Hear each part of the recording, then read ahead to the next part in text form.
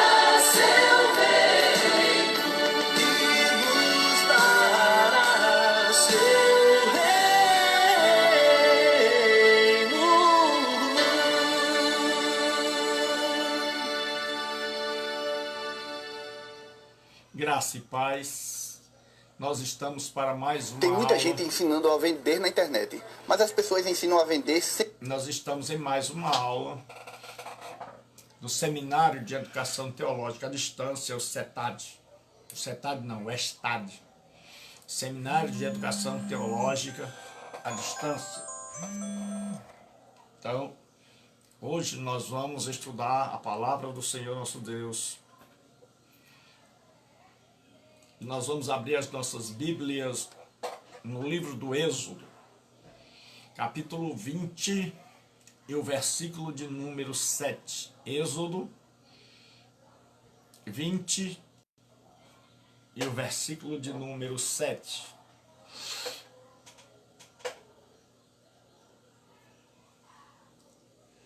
Não tomarás o nome do Senhor teu Deus em vão, porque o Senhor não terá por inocente o que tomar o seu nome em vão.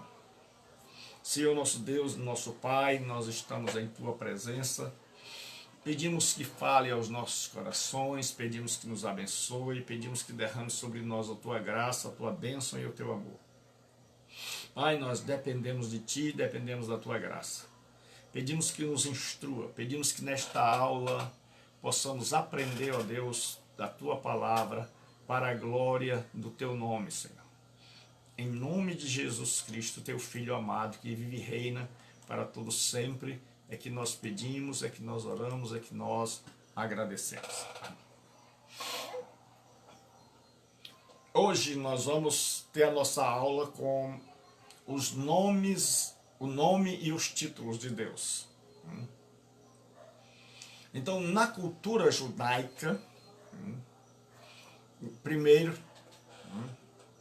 eu sou o reverendo Gilberto Rebouças, coordenador e professor do Seminário Teológico à Distância, que você pode fazer esse seminário, basta você ligar, mandar um zap para 92037604, que eu vou pedir ao meu obreiro Ian para colocar aí, 055, que é Brasil,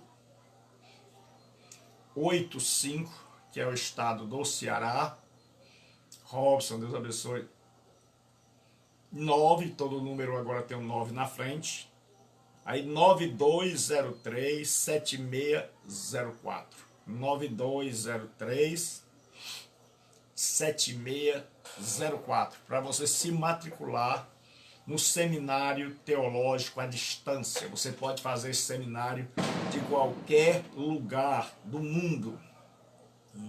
Deus abençoe Adailton, Deus abençoe Fabiano, saudade de vocês. Você pode fazer esse seminário em qualquer lugar. É um seminário muito... tem qualidade. É um seminário onde você pode assistir às aulas ao vivo, ou em não podendo assistir às aulas. Muito obrigado, Ian. Muito obrigado. Você não podendo assistir às aulas ao vivo, você pode assisti-las pelo meu canal no YouTube. Estas aulas ficam aqui postadas no meu Facebook e também na minha página do Facebook Comunidade Bíblica Online.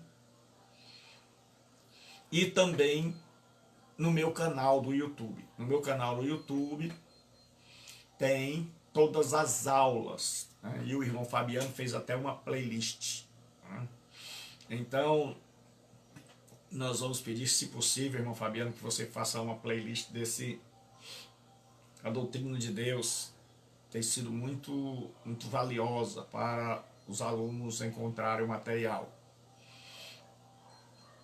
E basta você mandar uma mensagem do WhatsApp de qualquer lugar do mundo. Hoje eu estava conversando com um aluno meu, ex-aluno meu, que está na África, fazendo missões.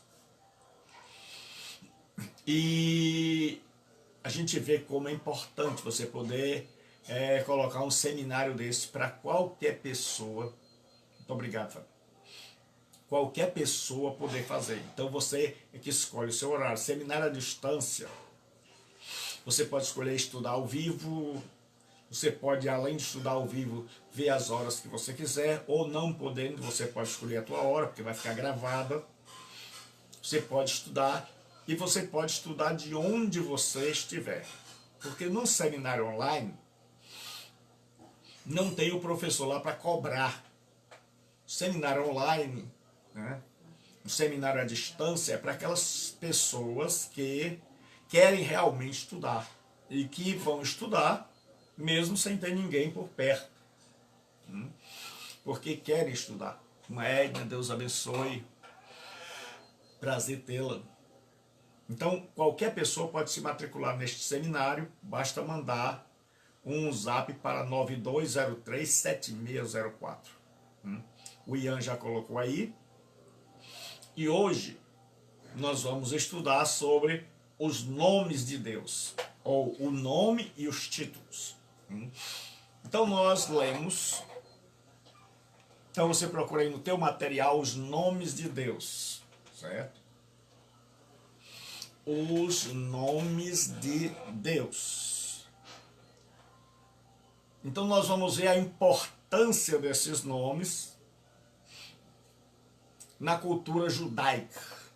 Você procura aí no seu material os nomes de Deus. Nós, ocidentais, colocamos o nome de um filho pela beleza do nome, pela sonoridade, por gostarmos ou não. Mas o judeu, o povo do Oriente, o nome revela o caráter da pessoa, a personalidade e o poder de alguém, isto é, o que a pessoa é e faz. Então o nome revela o que a pessoa é e o que a pessoa faz. Por exemplo, nós vamos ver que o nome de Deus, porque Deus tem vários títulos, mas ele tem um nome, e esse nome vem do verbo hayá, que é o verbo ser no hebraico. Então por isso que Deus diz eu sou, ou eu serei o que serei.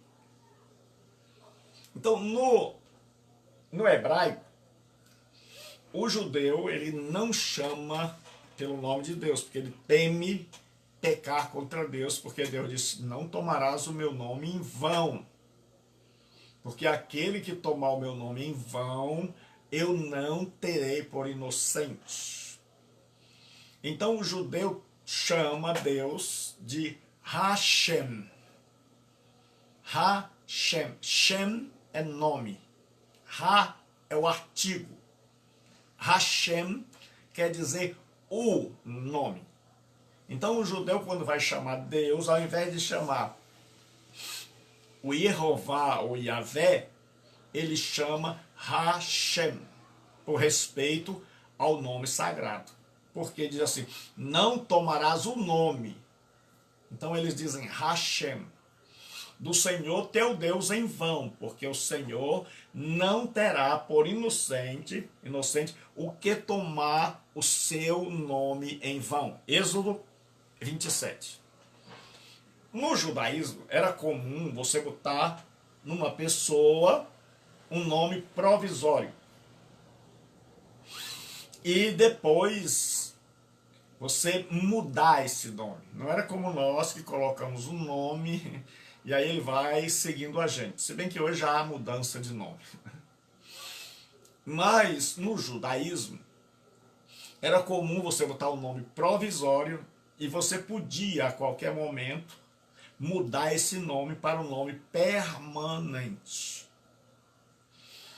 Então você vai ver as mudanças de nome no Antigo Testamento. Por exemplo, Abrão muda para Abraão.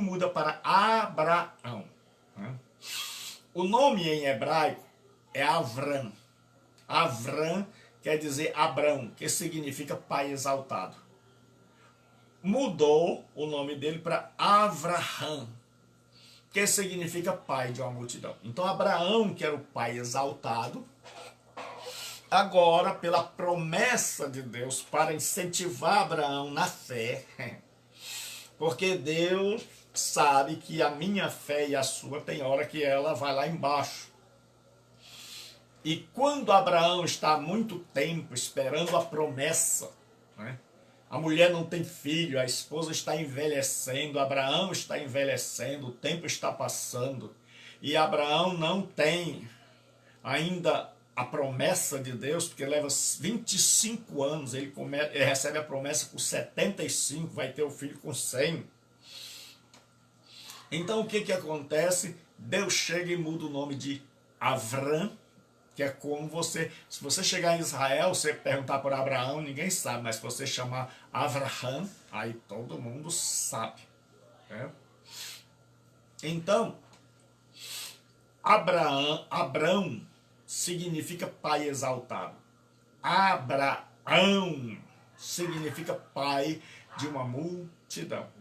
Então Abraão era um pai exaltado, era alguém que tinha escravos, era alguém que tinha dinheiro, era alguém que tinha uma família, era alguém que tinha tudo o que precisava, mas ele ainda não tinha uma descendência, ele não tinha filhos que dessem continuidade a seu nome. E aí Deus incentiva Abraão, porque o que faltava a Abraão é o que Deus promete, um filho. E não somente um filho, mas uma multidão. Então Deus muda o nome de Abrão para Abraão, de pai exaltado para pai de uma multidão. multidão. E aí, a partir daquele dia, Abraão é sempre chamado pai de multidão, pai de multidão, pai de multidão, pai de multidão. Isto vai fazendo Abraão lembrar cada vez. Ricardo, Deus abençoe. Jorge, Deus abençoe. Sejam bem-vindos. Então, Abraão vai mudar para Abraão para Abraão. Né? E Deus diz assim no capítulo 17, 5. E não te chamarás mais o teu nome Abrão, mas Abraão será o teu nome, porque por pai de muitas nações te tenho posto. Então era Avram, agora vai se tornar Avraham. O outro nome que Deus vai mudar é o de Jacó. Né?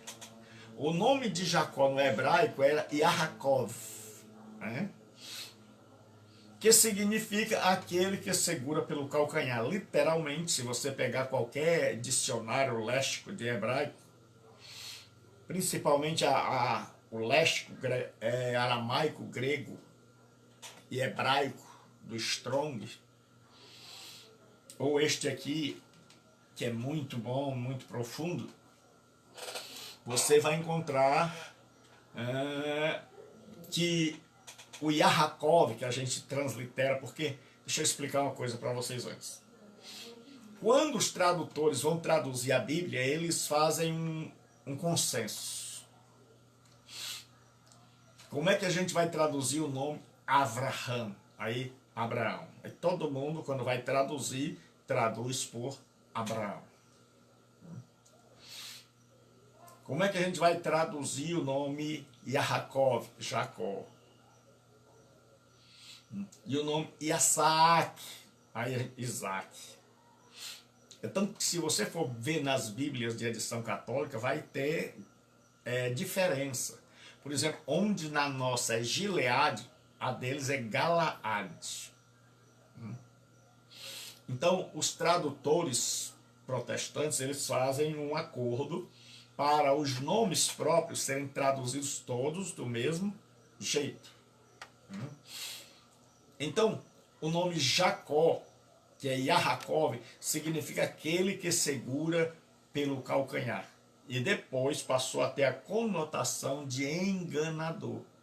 Por que o nome de Jacó tem esse nome? Porque quando ele vai nascendo, ele segura no calcanhar do irmão. E a ideia que passa, porque o judeu não é alguém que especula demais, ele não é muito filosófico, o judeu é muito prático. É tanto que começo para o judeu é o parto. Para o judeu, a palavra Rosh Hashanah, é o primeiro ano. Né? É o ano novo. Né? Então, Deus, quando vai dizer assim, Bereshit bara Elohim vet hashamayim vet haaretz, quer dizer, no princípio, o princípio lá tem a preposição be, mas a palavra rosh, cabeça. Por quê? Porque o judeu era muito prático, era de ver. Então, o judeu, Carpegiane, há quanto tempo, Deus abençoe, meu Jorge, Deus abençoe. Então, o que acontece? Este, pessoal, só abrindo um parênteses para quem chegou agora, é o seminário teológico à distância, que você pode fazer de qualquer lugar do mundo. E tem aula terça, quinta, e na primeira e na quarta, segunda-feira de cada mês.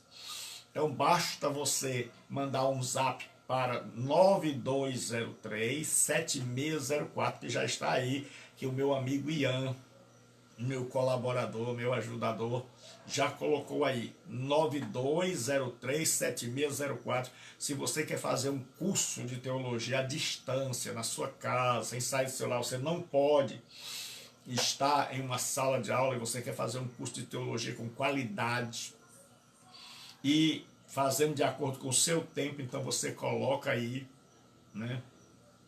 Você manda uma mensagem de zap, eu mando o formulário de matrícula e eu tiro todas as suas dúvidas. E você pode fazer, estudar, porque além das aulas ficarem gravadas aqui, elas ficam gravadas também, postadas no meu canal no YouTube, Gilberto Rebouças. né?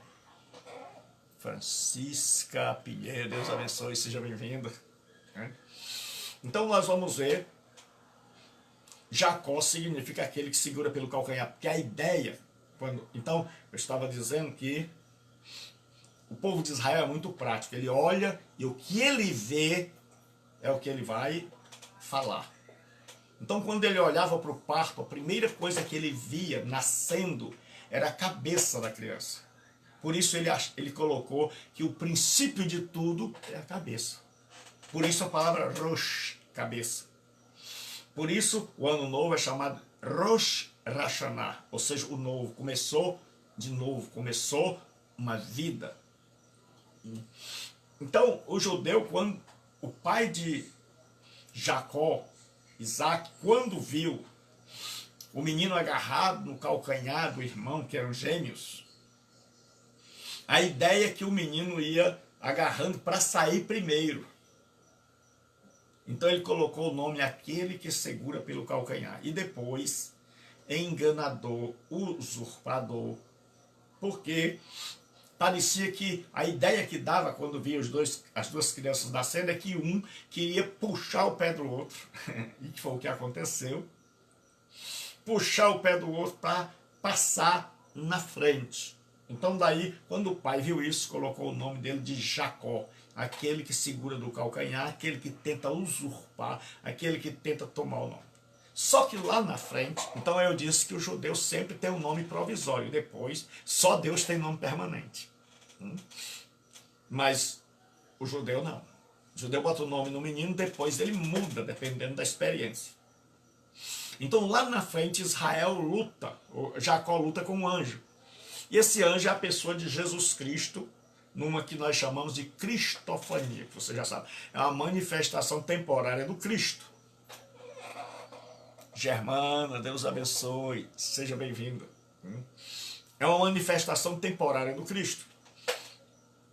Então, quando ele luta com o anjo, ele diz assim, me abençoe. E o anjo diz, teu nome não será mais Yaakov, Jacó, mas Israel, homem, Ra, luta, El, com Deus. E aí foi traduzido, aquele que luta com Deus ou príncipe de Deus. Então o Jacó, que era o enganador, o usurpador, agora é príncipe de Deus. O terceiro episódio de mudança de nome no Antigo Testamento é a mudança de Benoni para Benjamim.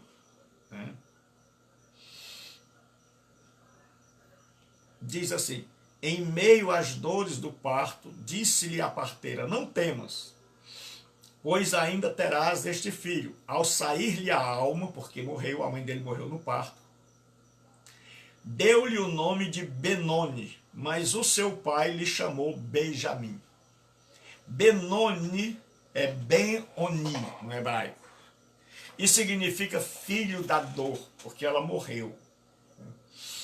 E o pai, imediatamente, para que aquele menino não continuasse a vida toda sendo chamado filho da minha dor, filho da minha dor, filho da minha dor, e aí ficasse psicologicamente abalado, acreditando que ele era o responsável pela morte da mãe, o pai imediatamente muda o nome do menino para Benjamim, certo? Que no hebraico é Benyamin. No hebraico não tem J, por isso o nome de Deus não é Jeová. No hebraico não tem J, tem o Iod. O Iod é o Y. E Benjamim significa filho da minha mão direita. Então houve 3 mudanças. Sem falar no de Sara, que vai para Sarai, que é minha princesa. Acrescenta apenas um I. Porque o I no final de uma palavra significa o pronome pessoal, meu, minha. Então há 3 mudanças de nome. De Abrão para Abraão, pai exaltado, para pai de multidão. Jacó, de enganador, para príncipe de Deus. E Benoni, ou Beoni, filho da dor, para filho da destra. Tudo isso aí se cumpriu em Jesus Cristo. Era uma espécie de profecia tipológica. Porque Jesus é o Pai exaltado. Jesus é aquele que está em sua exaltação. E aí ele vem a este mundo, encarna, morre, ressuscita, e ele se torna o pai de uma multidão. E agora ele é o pai de uma multidão. O Jacó, que era considerado enganador, era na verdade o príncipe de Deus. Então, para a tradição religiosa da época, Jesus não passava de um tremendo enganador. Mas o que Jesus era na verdade? O príncipe de Deus. E Benoni para Benjamim, na cruz, Jesus é o filho da dor. Mas depois da ressurreição e a sua ascensão e sentar-se à direita do Pai, ele ficou sendo o filho da destra. Então, estas mudanças de nome têm a ver com as profecias relacionadas a Jesus Cristo, profecias tipológicas. Não tem nada que hoje a pessoa precise mudar de nome, certo? Hoje tem alguns cristãos que estão mudando de nome e tem outras pessoas seculares que mudam de nome porque elas acreditam na numerologia, que o nome delas, terminando em determinada quantidade de letras ou em determinada letra, dá azar. Aí ele muda o nome para... se a pessoa sugere que ele bote mais letras, ou bote tais e tais letras, então ele acrescenta para dar sorte. Isso aí é coisa de ocultismo, né? Então nós temos 3 mudanças de nome: Abraão para Abraão, pai exaltado para pai de uma multidão. Jesus se cumpre em Jesus. De aquele que parecia ser enganador, na verdade era o príncipe de Deus, é Jesus. Aquele que era o filho da dor na cruz é o filho da destra. Então, o judeu já estava acostumado, Deus fez isso para acostumar o judeu com o nome, para que Deus pudesse revelar primeiro seus títulos. Deus vai se revelando, cada título de Deus vai revelando quem Deus é. E até Deus revelar o seu próprio nome, o seu nome pessoal. Os nomes de Deus no Antigo Testamento. A palavra Deus no Antigo Testamento, Deus é um termo genérico. Professor, o que é um termo genérico? É como a palavra homem. Homem se refere à humanidade inteira. Ou se refere a todos os machos da espécie. Ou se refere a uma pessoa individual. Você diz homem, falando, apontando para ele. Mas você tem que apontar para ele saber que dentre muitos homens, é com ele que você está falando. Então, homem é um nome genérico. Certo? Criança é um nome genérico. Vale para toda criança. Agora, quando você coloca um nome na criança, ou no homem, por exemplo, Adão, Abel, aí já não é mais um nome genérico, é um nome próprio. Então a palavra Deus é um nome genérico, serve para qualquer divindade, seja ela existente na realidade ou na cabeça das pessoas, como era o nome dos deuses pagãos. Mas eles existiam na mente das pessoas e por isso eles tinham um nome. E Deus vai ter vários títulos. Então, a palavra Deus, no hebraico, e nas línguas ao redor do mundo judaico, era El, que é El, em português. El. Né? Por isso que você vai ver que a maioria dos nomes da Bíblia é Daniel, Samuel, Ismael, Israel. Tudo termina com Deus. Abimael, Salatiel, Bezaleel. Então o que tem de El não é brincadeira. Por quê? Porque El era o nome genérico. Certo? E aí nós temos o primeiro título de Deus, que é Elohim. Elohim é o Deus da criação. No Gênesis 1 diz assim, Bereshit, no princípio. Bará, criou. Elohim, Deus. Então Elohim é o Deus criador. Elohim quer dizer o forte. Elohim é o plural de Eloar. Eloá é o singular, porque em hebraico, uma palavra masculina, ela tem o seu plural em M. Então, M, Elohim. O H tem som de R, não é Elohim. A gente vai para as igrejas e vê o pessoal cantando Elohim, Elohim. Não, é Elohim. Ri, certo? Elohim quer dizer o Deus Criador. Então, quando Deus aparece com o nome de Elohim, com o título de Elohim, é o equivalente a Criador. É o Deus poderoso. É aquele que tem poder de criar. Só que, aí você vai encontrar, no princípio criou Deus os céus e a terra, o termo ali é Elohim. Só que este termo, esse designativo, Elohim, a gente tem que ter cuidado, porque ele pode ser usado para anjos, ele pode ser usado para homem, e ele pode ser usado para Deus. Professor, como é que a gente resolve isso pelo contexto? Certo? Então, Elohim tem vários sentidos na Bíblia. Por exemplo, Salmo 82, versículo 6, diz assim: eu disse, vós sois deuses, sois todos filhos do Altíssimo.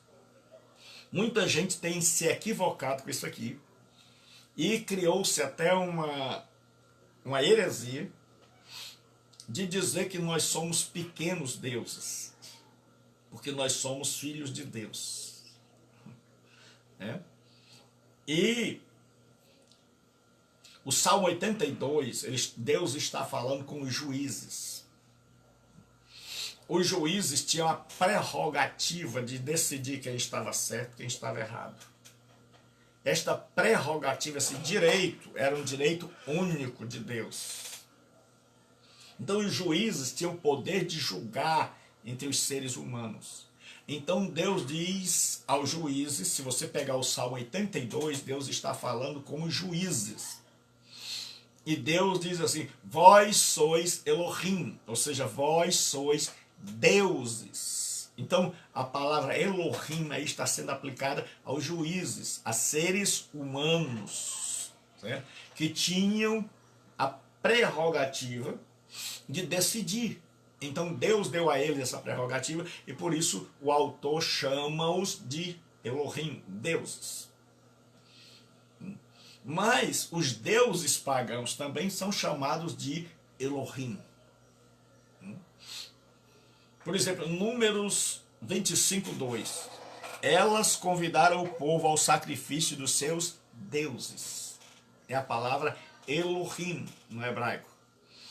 E o povo comeu e inclinou-se aos seus Elohim, aos seus deuses. Porque essa palavra Elohim, ela está no plural. E ela pode ser traduzida tanto no singular quanto no plural. Por quê? Isso aí é coisa de hebraico, certo? Mas eu vou tentar dar uma explicação bem fácil. Existe um plural no hebraico chamado de plural de majestade, ou plural majestático. Então, quando você quer engrandecer uma pessoa, você escreve o nome dela no plural. Então, por isso diz assim, no princípio criou Elohim, era para ser traduzido deuses, porque o nome ali está no plural. Mas é plural de majestade. Porque muita gente estuda a Bíblia, mas estuda por cima. Muita gente estuda grego e hebraico, mas estuda só o alfabeto, algumas declinações, mas não estuda com profundidade. Então o que acontece? O plural de majestade é quando você quer adorar alguém, quando você quer exaltar alguém. Então quando a Bíblia quer falar que Deus é o Criador, coloca o seu nome no plural. E é tanto que diz assim, Bereshit bara Elohim vet hashamayim vet haaretz. Tudo mais está no singular. É no princípio, não nos princípios. Criou, o verbo está no singular. Deus, o céu e a terra. Então, Deus ali é o chamado plural majestático. E é tanto que Elohim, quando se refere a Deus, é o chamado plural majestático. Mas quando se refere aos deuses pagãos, então ele é traduzido no plural mesmo.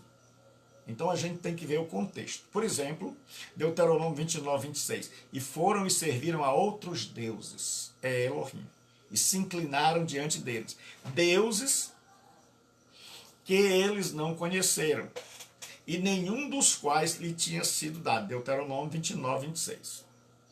O termo Elohim agora é usado para o Deus verdadeiro. Então nós já vimos que pode significar um Deus pagão, pode significar um juiz e o Deus verdadeiro. Professor, como é que a gente identifica? Pelo contexto. E mesmo você não vai precisar olhar no hebraico tão cedo, né? Daqui a um tempo nós vamos estudar hebraico. Aí você vai poder traduzir os textos, conferir os textos no hebraico.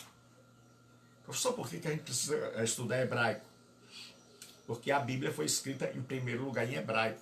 O Novo Testamento foi escrito em grego. Então qualquer pessoa que quer fazer um curso que tenha realmente substância, ele precisa aprender línguas originais para ele conferir se o que ensinaram a ele é verdade ou não.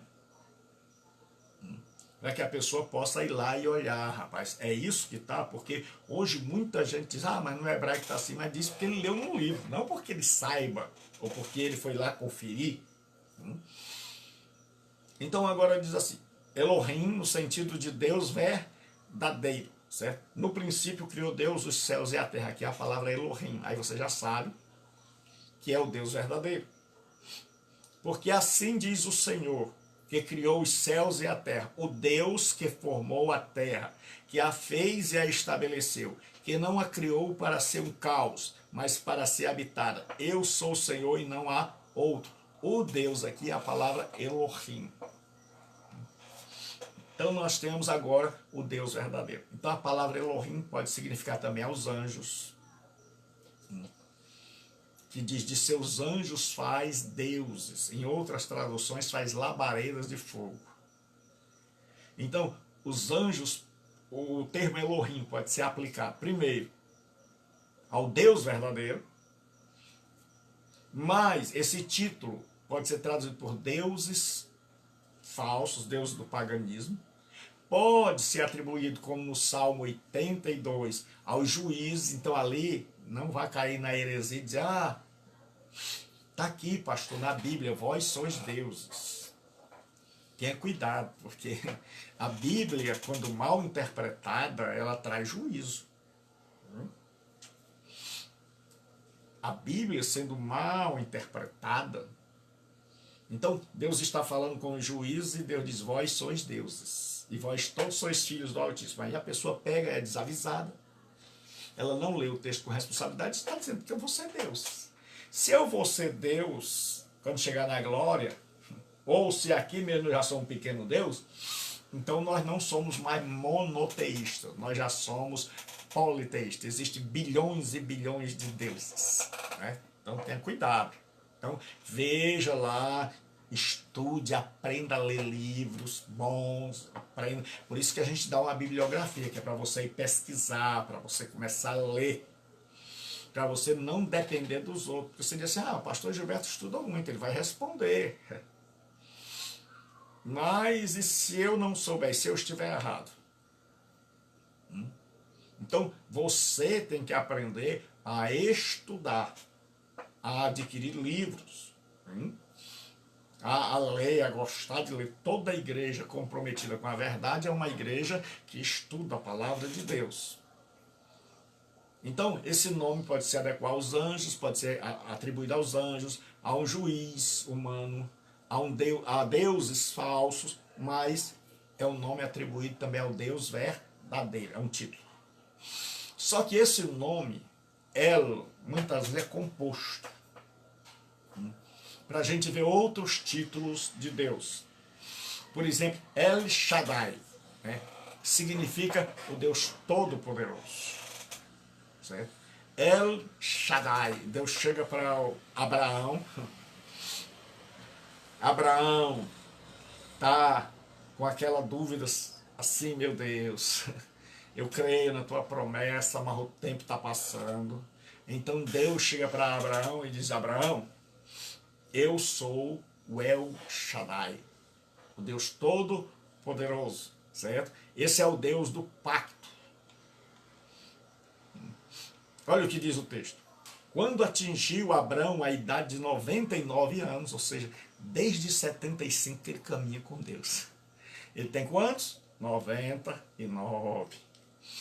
Ele começou a andar com Deus com quantos anos? 75. Certo?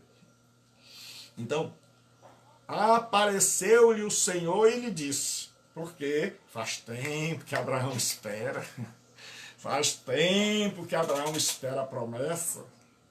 Eu sou o Deus Todo-Poderoso, ou seja, eu sou o El Shaddai. Aí Abraão dá uma levantada, um upgrade na fé.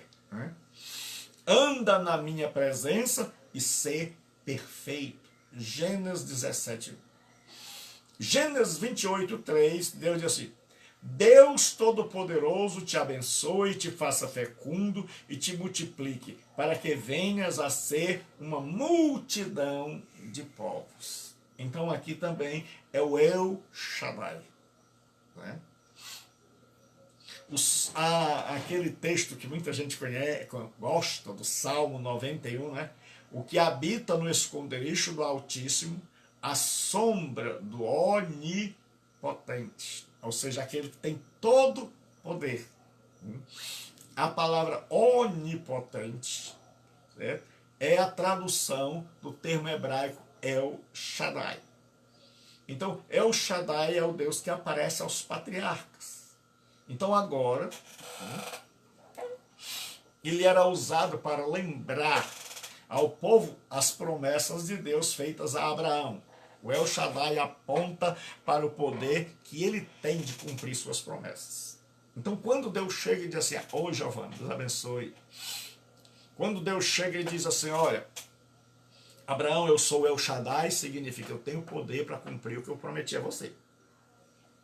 Aí agora o povo já conhece Deus como Elohim, o Deus Criador, e Deus como El Shaddai, o Deus Todo-Poderoso. Aí Deus se revela com mais um título. Veja que Deus vai se revelando. A Bíblia é como uma série da televisão, que tem capítulos. E se você assistir só o primeiro capítulo, não vai entender nada. Então, se você perder vários capítulos, vai ficar perdido. A revelação de Deus é assim, ela começa em Gênesis, e ela vai progredindo. Deus vai ampliando essa promessa, essa revelação, e aí a gente vai conhecendo. E quando a gente chega no Apocalipse, aí a gente tem a revelação de Deus completa. Por exemplo, você chega no Gênesis, aí vai falar da morte vicária, ou seja, Jesus morrendo como nosso substituto.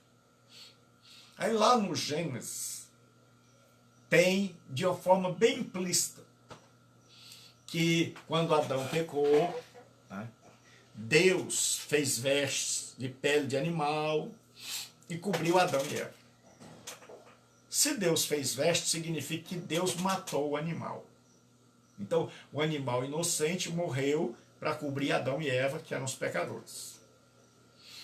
Aí lá, no texto de Abraão, diz que um cordeiro morreu no lugar de Isaac. Aí você vai começar, agora está mais claro. Lá no Gênesis era assim, subentendido. Você precisava ler com muita segurança, com muito detalhe para você perceber.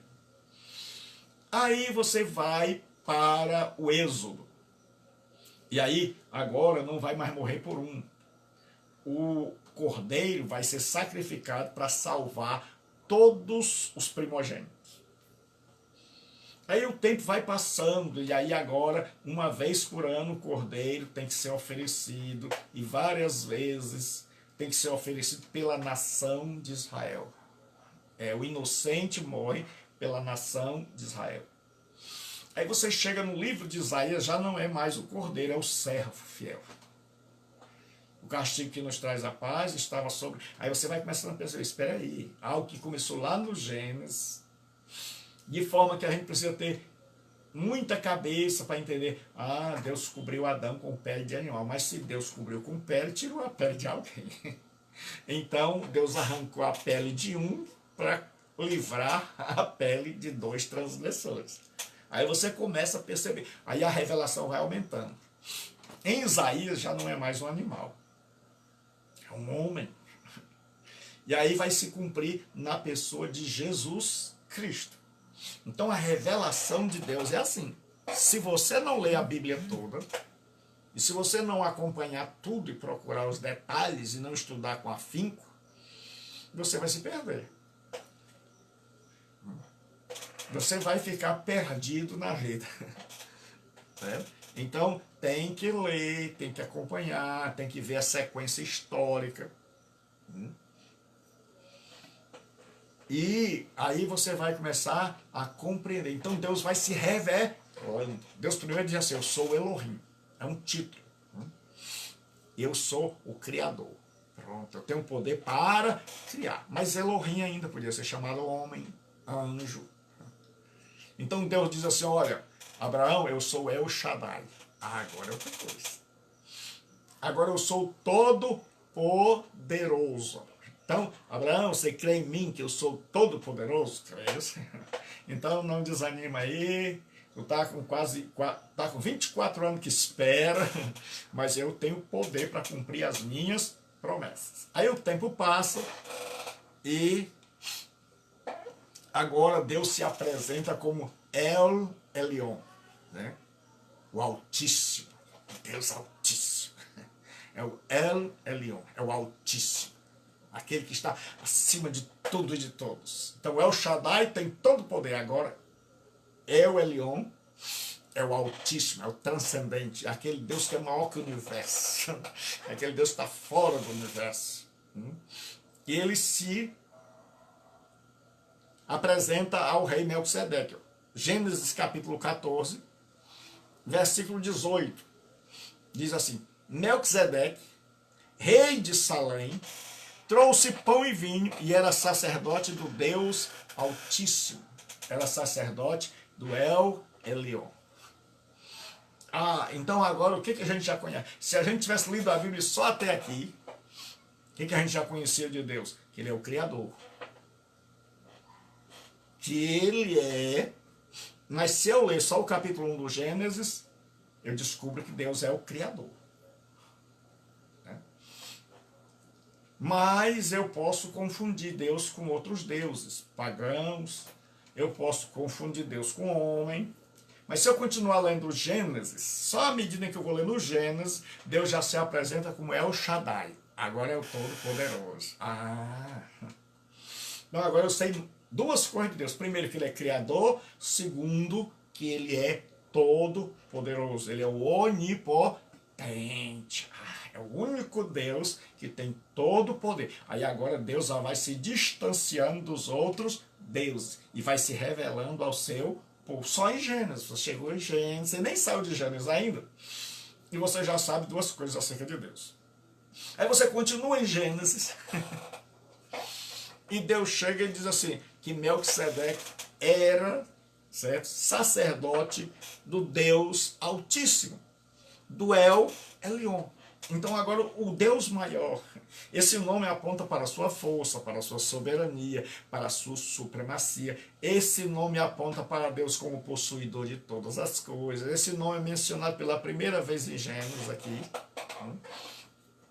Diz assim, o Salmo, alegrar-me-ei e exultarei em ti, ao teu nome, ó Altíssimo, ó El Elyon. Então agora você já sabe três coisas.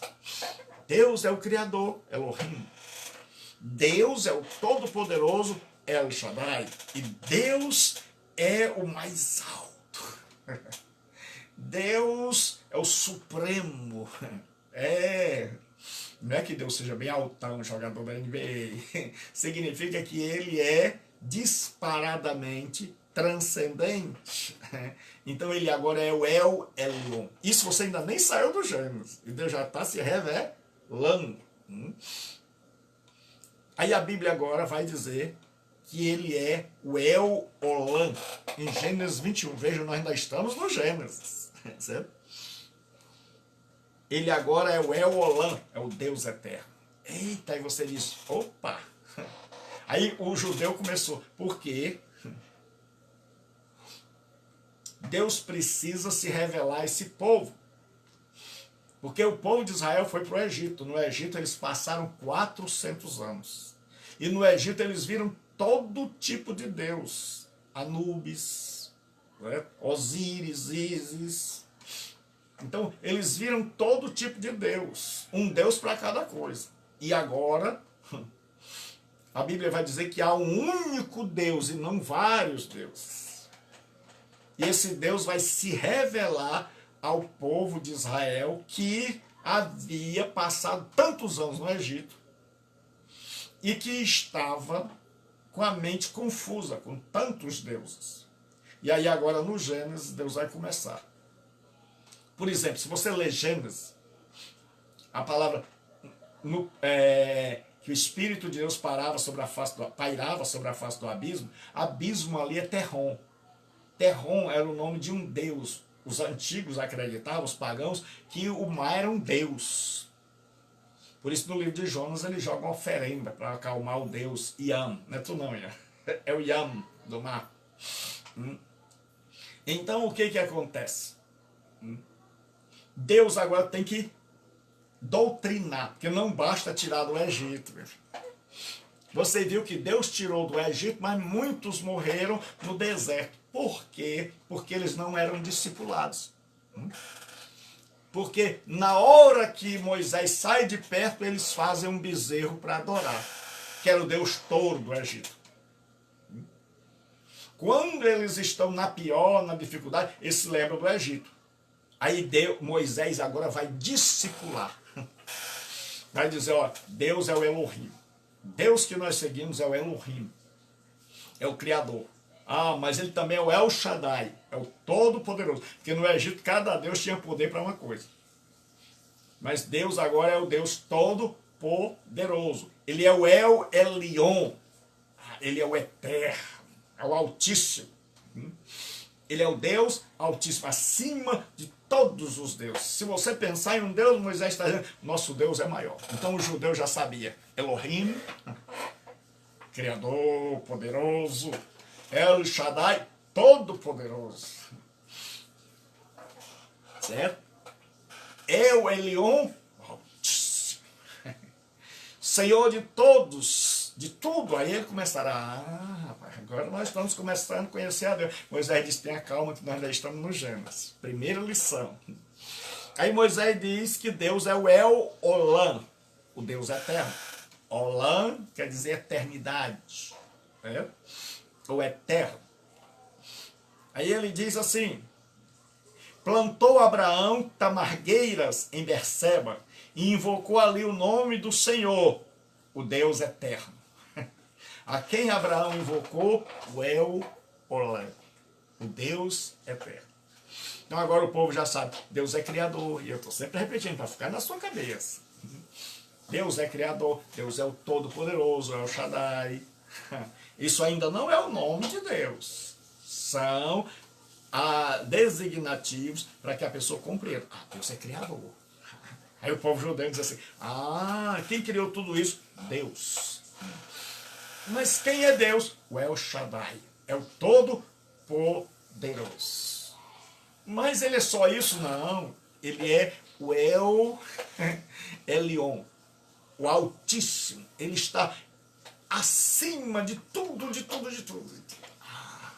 Mas ele não é só o Altíssimo, ele é o El Olam, o Deus eterno. Olha o que Isaías 40 diz. Não sabes, não ouvistes que o eterno Deus, que Deus é o Deus eterno? É o Olam. Então, El Olam é o Deus eterno. O Senhor, o Criador dos fins da terra, nem se cansa nem se fatiga? Não se pode esquadrinhar o seu entendimento? Então Isaías chama Deus de El Olam. E onde Isaías aprendeu isso? Lá no Gênesis. Por isso, a gente tem que ler a Bíblia toda. Porque quando você lê Gênesis, Êxodo, Número e Deuteronômio, você está lendo a base que vai ser edificada toda a Escritura. Todo o princípio da revelação está no livro de Gênesis. No livro de Gênesis nós temos o Jardim do Éden. Lá, no livro do Apocalipse, nós temos o paraíso, o novo Éden.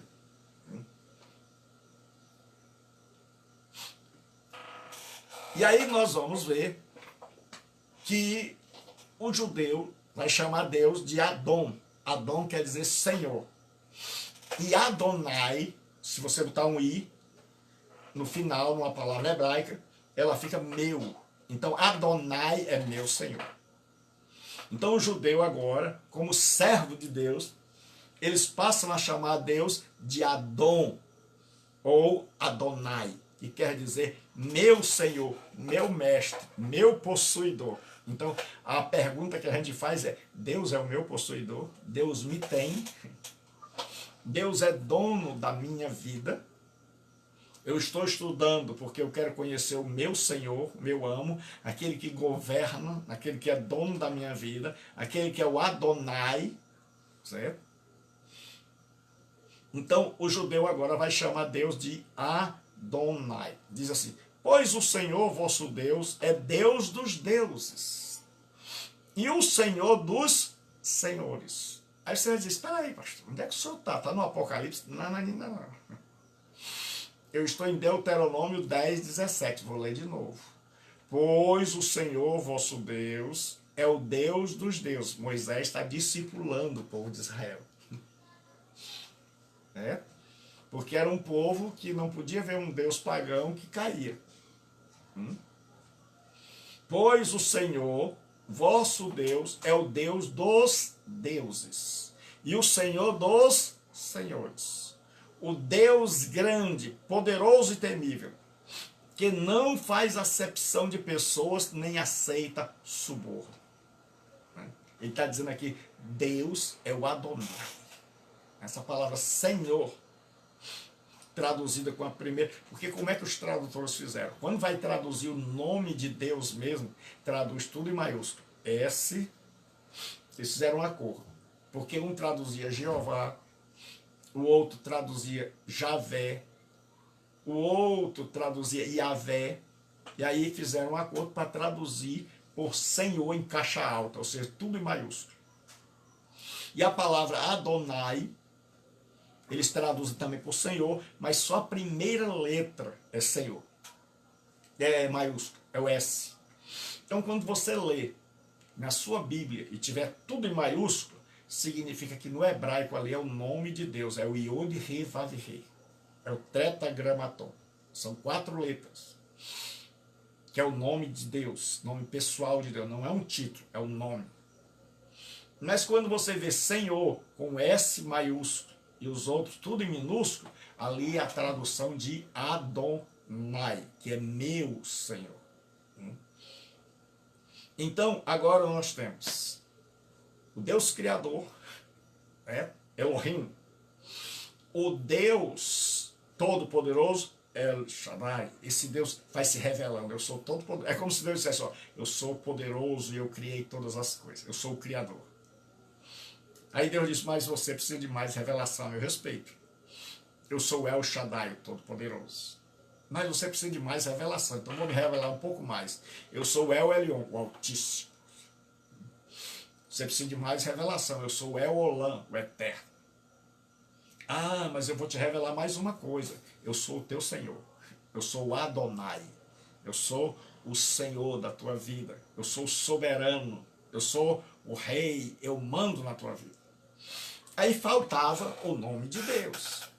O nome pessoal de Deus. Aí Deus vai revelar esse nome a Moisés.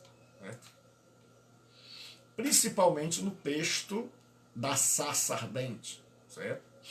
Deus aparece a Moisés, lá no capítulo 3 de Êxodo, e diz, eu sou o Senhor. Né? E o nome Senhor é o Yahvé, é YHWH, certo? É o Deus da redenção. Agora, sempre que aparecer esse nome, vai ter relação com a salvação, com o Redentor. Porque até o Gênesis 11 tem a história do começo do pecado, no capítulo 3, tem a história do começo da criação, 1 e 2, começo do pecado do 3, a expansão do pecado, até o homem querer subir ao céu e conquistar os céus. Aí no capítulo 12 em diante começa o que se chama na teologia de história da redenção. Deus começa a pôr em prática, chamando Abraão, o plano da redenção, o plano da salvação. Deus deixa o pecado ir crescendo, crescendo, crescendo. Quando o pecado se expande, que chega a uma forma que o homem quer subir ao céu para conquistar até os poderes celestiais, aí Deus diz, agora é minha hora. Agora é a hora de eu agir. Então Deus começa com a história da redenção, que começa no capítulo 12 do livro de Gênesis. Então, professor, onde começa a história da redenção? Capítulo 12 de Gênesis, com a chamada de Abraão. Onde começa a história da redenção? Capítulo 12 de Gênesis. Deus começa a pôr em prática o seu plano de salvação. E aí ele vai revelar o seu nome pessoal, certo? Que em hebraico você translitera, passa das, é o Yod, Re, Vav, Re, aí você translitera das Y, H, WH, YHWH, porque no hebraico original não havia vogal. No hebraico antigo não havia vogais. As vogais foram criadas por monges massoréticos, de Massora, tradição. Esses monges, temendo que o povo de Israel perdesse a pronúncia, porque não tinha vogal, por exemplo, Shalom, era só SHLM, não tinha o A nem o O. Então o povo já sabia, quando via essas 3 letras, pronunciava Shalom. O que eles fizeram? Os massoretes botaram a vogal embaixo e colocaram uma outra vogal, a vogal A e a vogal O. Aí ficou Shalom. Então não tem perigo das pessoas perderem a pronúncia. Agora, qual foi o problema? É que eles nunca colocaram vogais diante do tetragrama, do YHWH, porque eles não queriam que ninguém pronunciasse o nome de Deus. Então o que eles fizeram? Com o passar do tempo, você ia lendo a Bíblia e o judeu acabava lendo o nome de Deus sem querer. Então eles colocaram embaixo, nota de rodapé. Onde você lê o nome de Deus, você coloca Adonai. Por exemplo, lá no Salmo 23 tem o Yahvé. Mas o correto é ler assim, Adonai Roi Lo Essa. Que é o Senhor é meu pastor e nada me faltará, ou eu não sentirei falta de nada. Mas aí o judeu acabava esquecendo, está lendo aqui a escritura, está tão compenetrado que ele acabava esquecendo. E aí ele lia o nome de Deus. E aí o que os judeus fizeram, os eruditos? Eles disseram, rapaz, vamos botar vogal no nome de Deus, para que o povo não pronuncie corretamente. Vamos pegar as vogais de Adonai e as vogais de Elohim e vamos botar entre as 4 letras.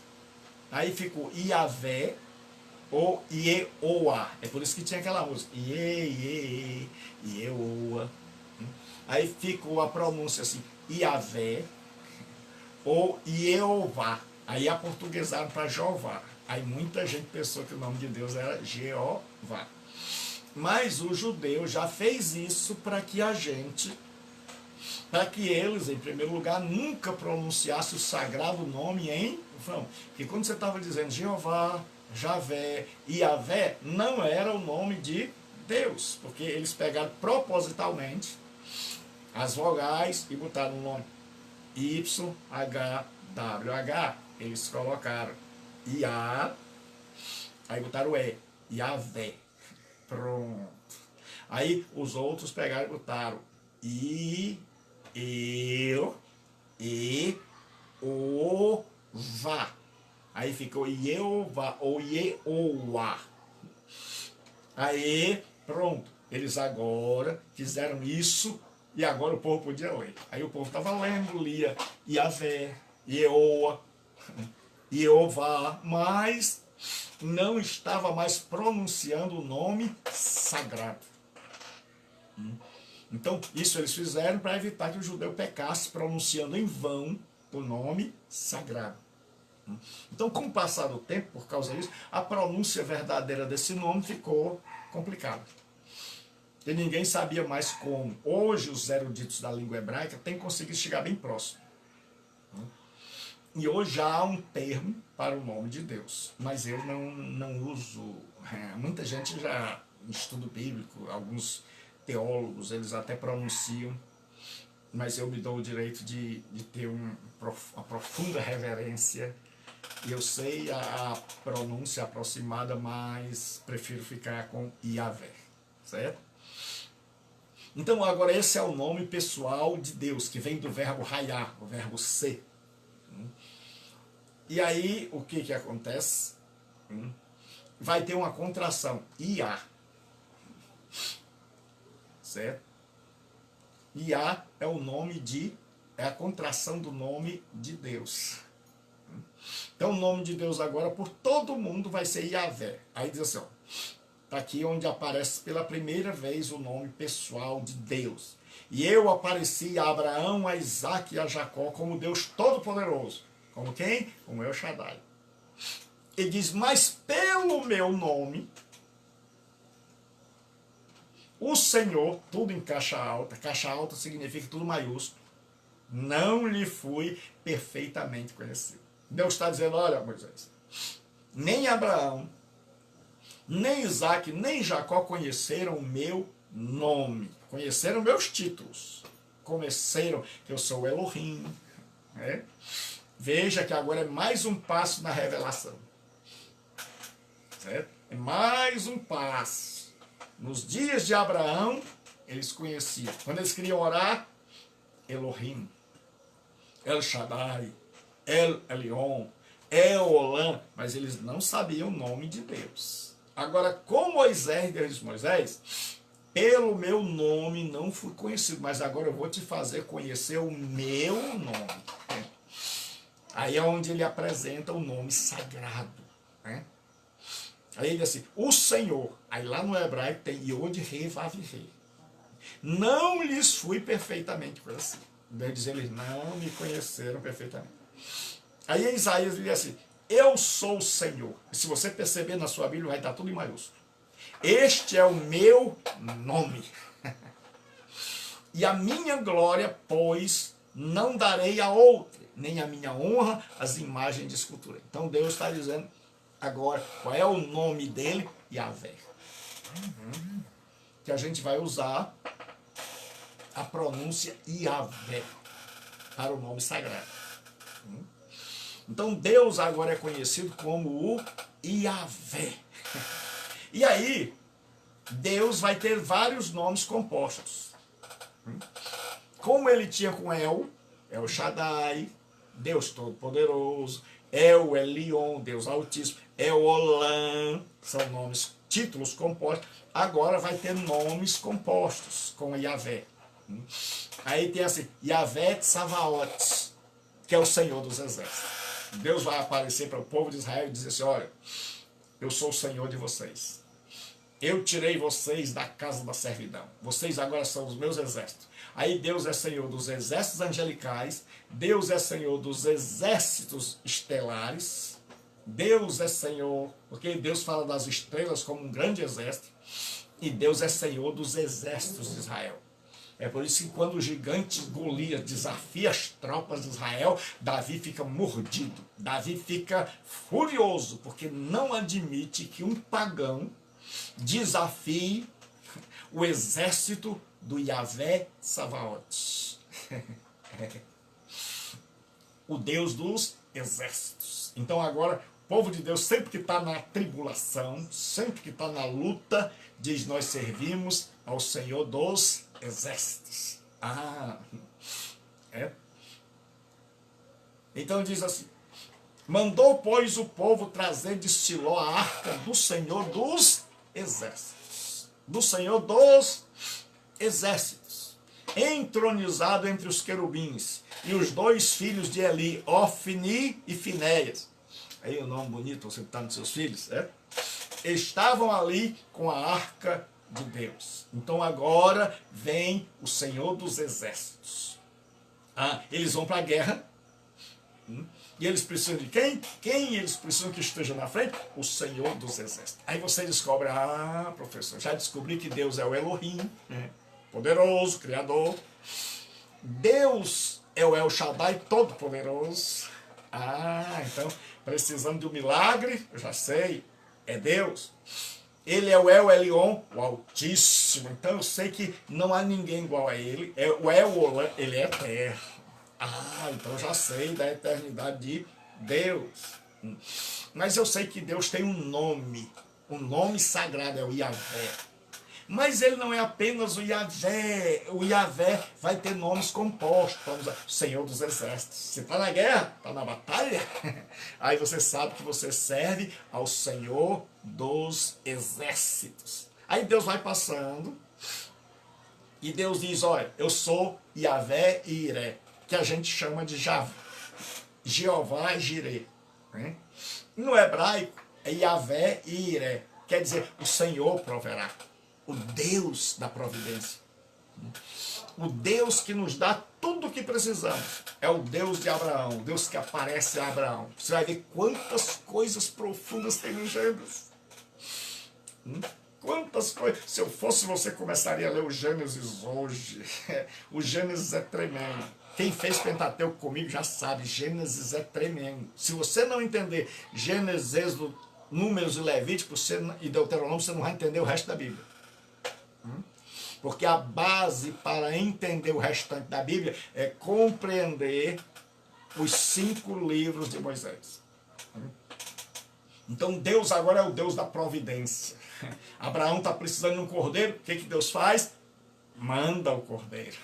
Então sempre que eu e você estamos precisando de alguma coisa, nós sabemos que o nosso Deus é Yahvé e Iré, ou Javé, Jeová Jireh, o Deus da providência, certo?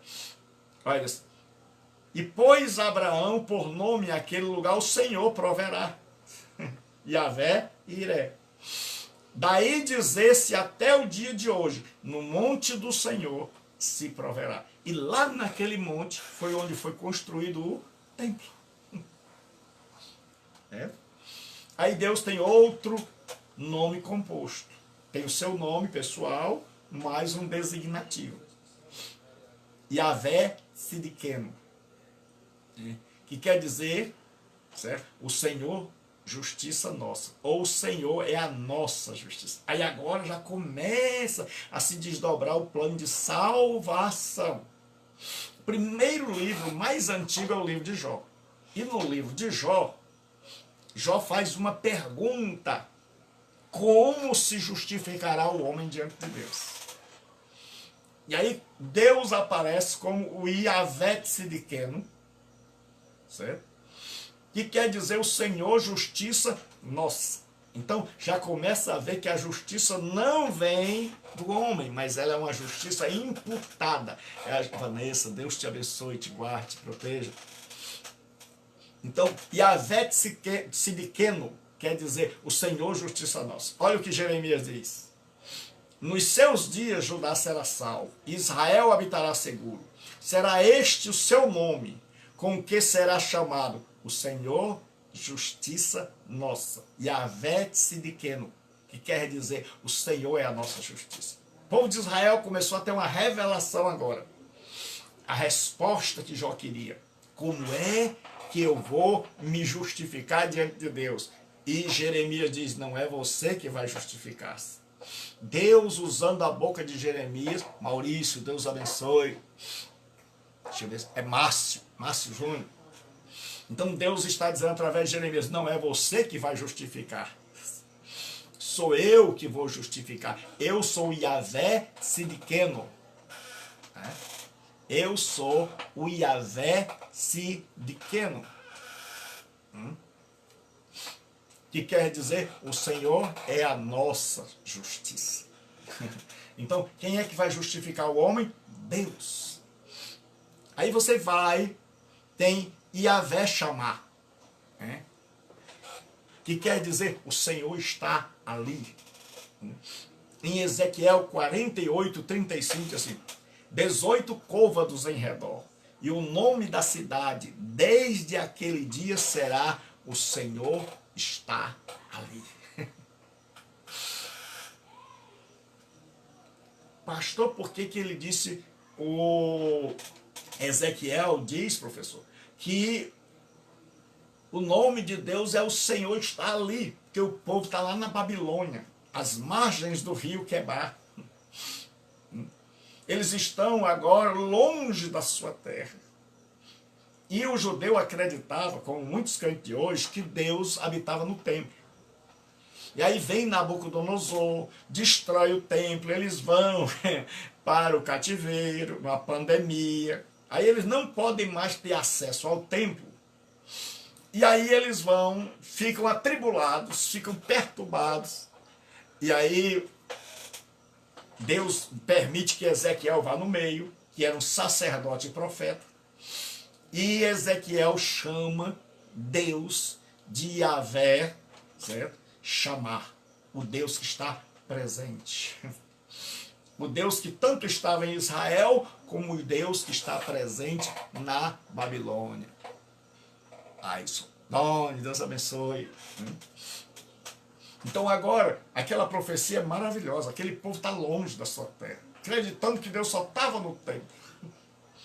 Que Deus tinha mandado eles para a Babilônia e disse, tchau, fui. Vou abandonar vocês.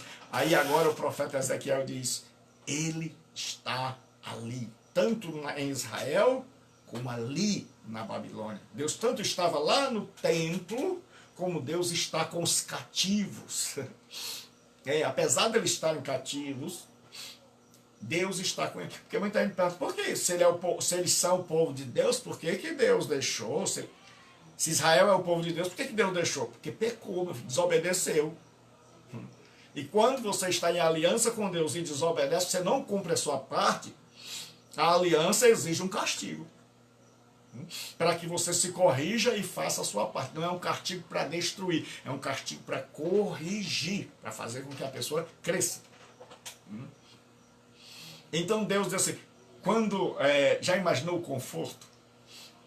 Quando Ezequiel diz, o Senhor está ali, tanto ali no templo, como ali na Babilônia com vocês.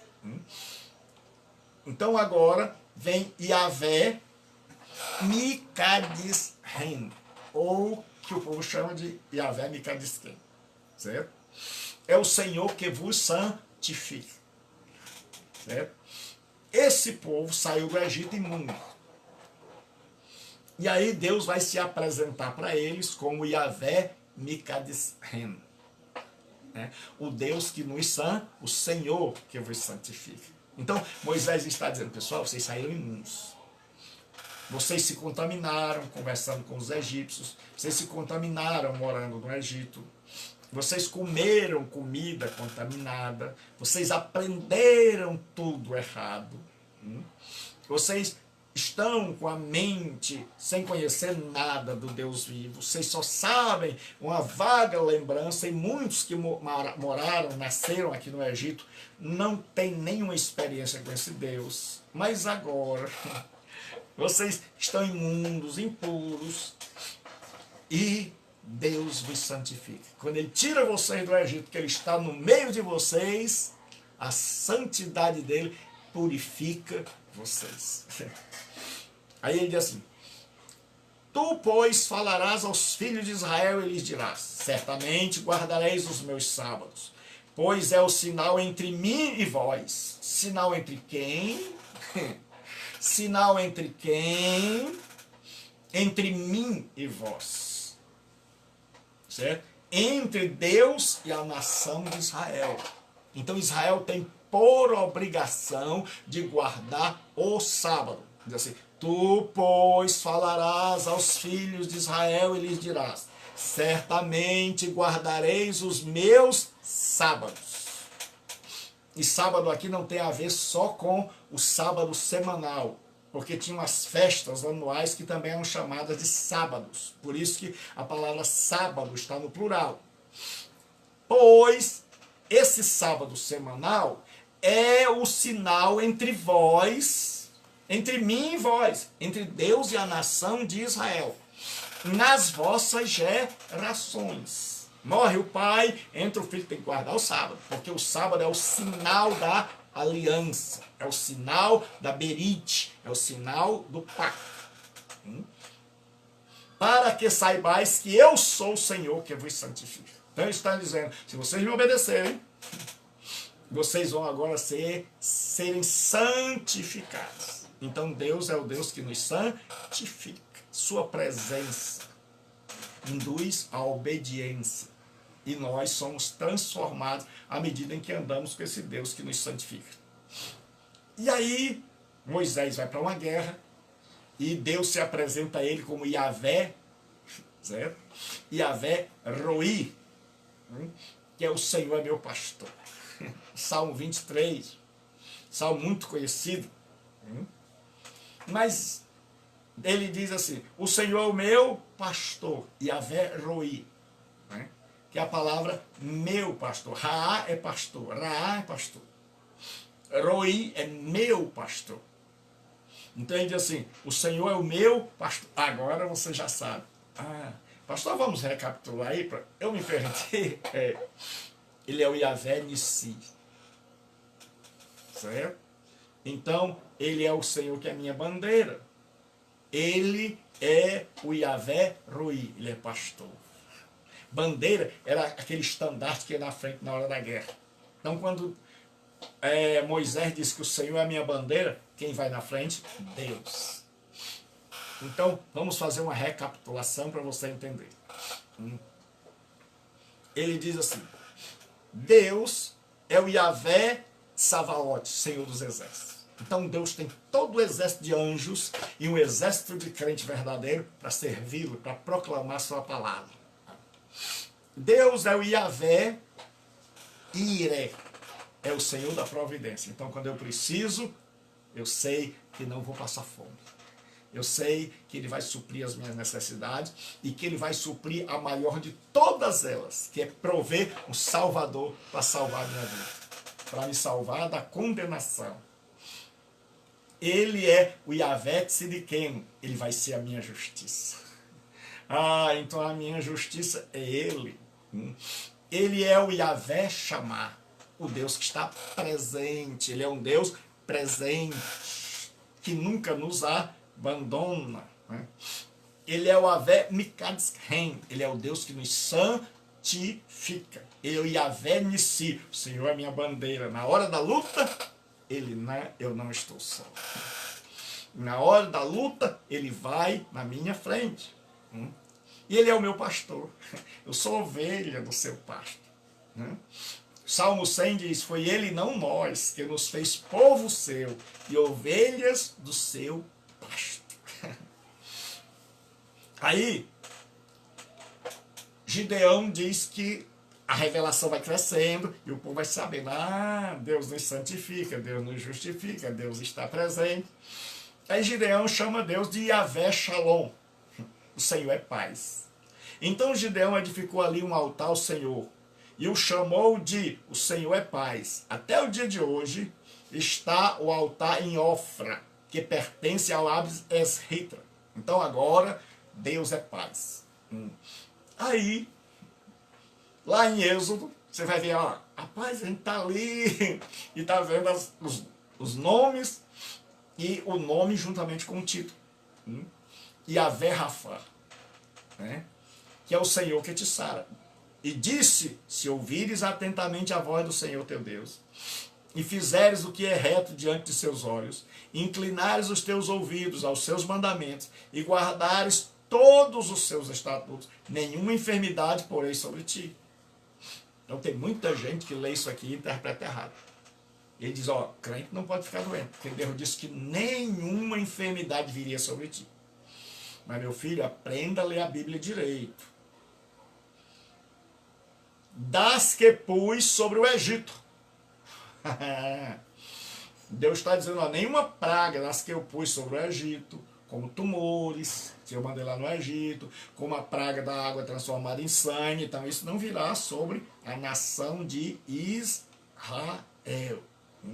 Então diz assim, nenhuma das enfermidades porei sobre ti, das que pus sobre o Egito, porque eu sou o Senhor que te sara. Então quando a gente está doente, quando a gente está desenganado, a gente sabe que o nosso Pai, que o nosso Deus é um Deus que tem poder para sarar. É um Deus que tem poder para botar uma doença. Botou doença no povo do faraó. Mas é um Deus que tem poder para sarar. E aí você começa a dizer, agora eu já sei que Deus é o Deus que sara, é o Deus que santifica, é o Deus que justifica, é o Deus que a minha bandeira vai na frente, é o Deus que me pastoreia, é o meu pastor, é o Deus que está presente na minha vida, na minha história. E aí você, quando começa a estudar os nomes de Deus, e você está lá no Velho Testamento, você ainda nem chegou, na próxima aula nós vamos ver no Novo Testamento, na quinta, mas o Novo Testamento não vai dizer nada mais do que o Antigo Testamento já dizia. E agora nós vamos terminar nossa aula, e nós vamos saber que nós cremos no Elohim, o Deus Criador. Esse Deus Criador é o El Shaddai, é o Deus que tem todo o poder. Esse Deus El Shaddai é também o El Elyon, é o Altíssimo. Esse Deus é também o El Olam, é o Eterno. Esse Deus é o Adonai, é Senhor das nossas vidas. Esse Deus tem um nome pessoal, é o Yahvé. Mas ele é o Yahvé Iré, o Senhor que provê, principalmente provisão da salvação. Mas provê a roupa, o alimento, o ar, a respiração, a saúde. Ele é o Deus que está ali presente. Ele é o Deus que é a nossa bandeira. Ele é o Deus que nos sara. Ele é o Deus que nos santifica. Ele é o Deus nossa justiça. E aí quando a gente vai conhecendo esse Deus, a gente vai descobrindo também o que ele faz. E aí a gente começa a ter uma fé aumentada. E a gente começa a dizer, o nosso Deus é tudo. Então se você ainda não é cristão, esse Deus te chama para ser dele. Porque a história é simples. Todos nós fomos criados por ele, mas nós nos rebelamos. E Deus, como é maravilhoso, não nos pegou pelo pescoço e trouxe de volta. Aí a gente ficou alheio, indiferente, escravizado, como o povo do Egito. A gente criou muitos deuses da nossa cabeça, porque nosso coração tinha um vazio. E aí esse Deus bondoso, que se não fosse bondoso teria nos abandonado e não queria mais saber de nós, esse Deus bondoso vai se revelando. E esse Deus bondoso diz, eu sou o Criador, eu criei você, eu posso dar jeito em você, eu sou todo poderoso, eu tenho poder para mudar a sua vida, eu sou o Altíssimo, eu sou maior que tudo, eu posso libertar você de qualquer demônio, de qualquer prisão, de qualquer droga. E ele diz, eu sou eterno, você pode contar comigo, tua mãe contou, você pode contar, teus filhos podem contar. E ele diz, o meu nome é Yahvé, eu tenho um nome, eu sou uma pessoa, você pode clamar pelo meu nome. E ele diz, eu sou Yahvé Iré, eu sou o Deus da providência, e a coisa mais importante para você eu vou prover, que é a tua salvação. Eu vou mandar meu filho aí, eu sou Yahvé Savaote, Senhor dos exércitos. E ele vai dizer Olha, eu sou tua bandeira. Eu sou tua saúde, eu te saro. E esse Deus mandou Jesus, seu filho, morrer na cruz no meu e no seu lugar para salvar minha alma e a sua. E ele te convida hoje a ser dele, a sair da rebelião e dizer: Deus, eu me volto para ti. Deus, eu me arrependo, porque eu tinha seguido um monte de gente que está rebelada contra o Senhor, mas eu quero a partir de hoje participar desse povo que se voltou para ti, porque nós somos o povo que se voltou para Deus. O povo que descobriu que nós tínhamos nos rebelado contra ele, e aí mudamos a rota, mudamos o GPS e dissemos: partiu para Deus, partiu na direção de Deus. E agora nós andamos com Deus. E onde você estiver, arrependa-se dos seus pecados e creia que Jesus morreu para pagar os seus pecados, para que você possa voltar para esse Deus. Hoje, nós ainda temos uma palavra da parte de Deus. Olha por mim. Às 23h30 no Instagram, a partir das 23 horas no Instagram, palavra de salvação. E amanhã, ao meio-dia, nós estamos estudando sobre os 3 inimigos do cristão. O cristão versus o mundo, a carne e o diabo. Tudo aqui pelo Facebook, exceto a 23h30, que é no Instagram. Só 23h30, que é uma mensagem de salvação para alcançar pessoas não cristãs. Essa mensagem é às 23h30 pelo Instagram. Agora as demais é tudo aqui pelo Facebook, Gilberto Rebouças. Então amanhã, meio-dia, você é meu convidado para estar conosco estudando sobre o crente versus o mundo, que é o que nós estamos estudando. Amanhã, às 20 horas, também tem aula para a turma do CETAD. A doutrina da igreja, turma de quarta e turma de sábado. Amanhã tem aula. Quinta-feira nós voltamos aqui, nós temos aula de novo. Então, 12 horas, aula. 12 horas, estudo. 20 horas, aula. 23, pregação. E domingo, 10 da manhã, nós estamos estudando o livro de Jonas. Você não pode perder. Domingo, 10 da manhã, aqui pelo Facebook, o livro de Jonas. E domingo, nós preparamos uma mensagem especial, né, para evangelização, às 8h45. Domingo, você é nosso convidado para 10 da manhã e 8h45. Ore por mim. Deus te abençoe. Até mais.